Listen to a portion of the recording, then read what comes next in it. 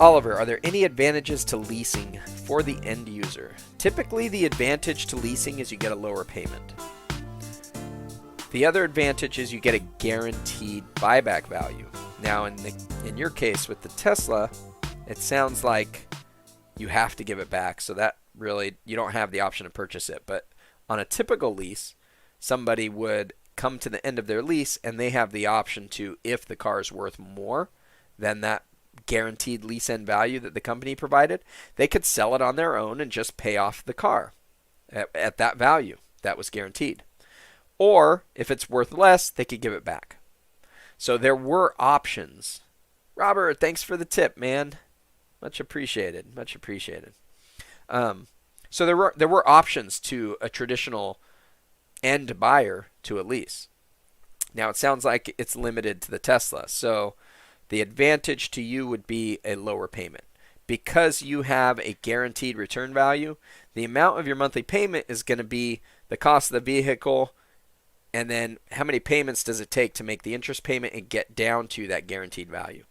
So inevitably you end up saving money each month.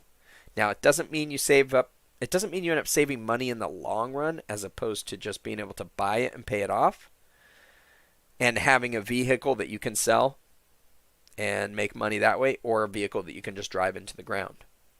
So I leased some trucks when I was younger, and I had, $300 payments on the trucks, or $400 payment on the truck. And then at the end of the lease, it was worth, $11,000, and I ended up buying it at that point. For me, that worked out well because it kept my payments where I needed them. And the trucks lasted a long time. I beat the crap out of it, so there's no way I was returning it. I was using it as a work truck. So there's no way I was returning it. I knew I was going to buy it at the end of the lease. It ended up making it so I had to finance it, though, for like 9 years, which is not an ideal situation. I would have definitely been better off had I just bought the truck outright and did a 6 or 7 year, I don't think they had 7-year loans at the time, but a 6-year loan, 5.5, 5-year, something like that. So, Oliver, you said, sometimes you debate if you should pay cash for it and not worry about any debt. So that, my friend, is a cash flow question. So here's the thing.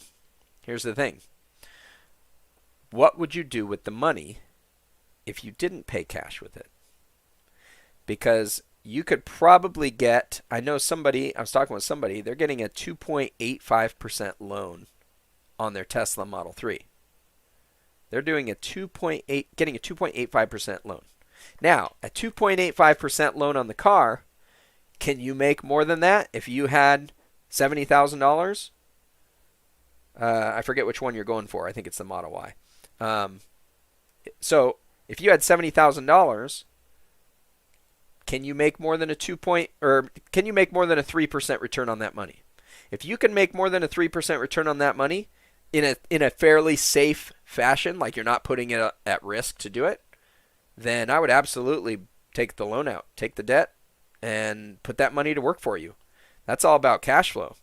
You could actually, in this case, let's say, I don't know if you're an options person, but let's say you took that $70,000, and I'm not advocating anybody does this. This might be something like I would consider doing it, but let's say you took that $70,000, and one more caveat: you should not do options if you don't know what you're doing. You should not do options if you don't know what you're doing. So get educated on it. Options can be dangerous. Now, that said, you could take that $70,000. You could go buy 200 shares of Tesla. You could buy almost 200 shares of Tesla. Okay, 100 shares of Tesla. You could sell that call. You could sell a call on it every week and get $1,000 selling that call. $800. You could probably go deep in the money a bit and get $600 a week selling that call. So $70,000, you can make $2,400 a week. Is that enough to make that car payment? I think so. So you could take that money, put it in there, and earn more, make the car payment with it, and do it in a pretty safe manner if you know what you're doing. Okay? Cannot stress that enough. It is a bit risky. Because because there's always risk when it comes to that stuff. But it's a way you can put that money to work for you better than it otherwise would, being locked up in a car. Now, a car is an asset that loses value. It is not a cash flowing asset. Not good to have equity locked up in assets that do not have cash flow.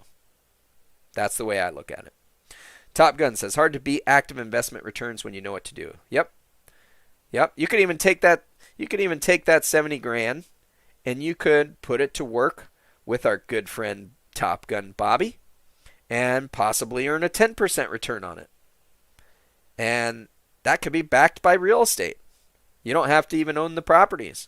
So there's a way you could pay for it there and be fairly safe. I don't know what kind of guarantees he's given with that, but it is backed by real estate.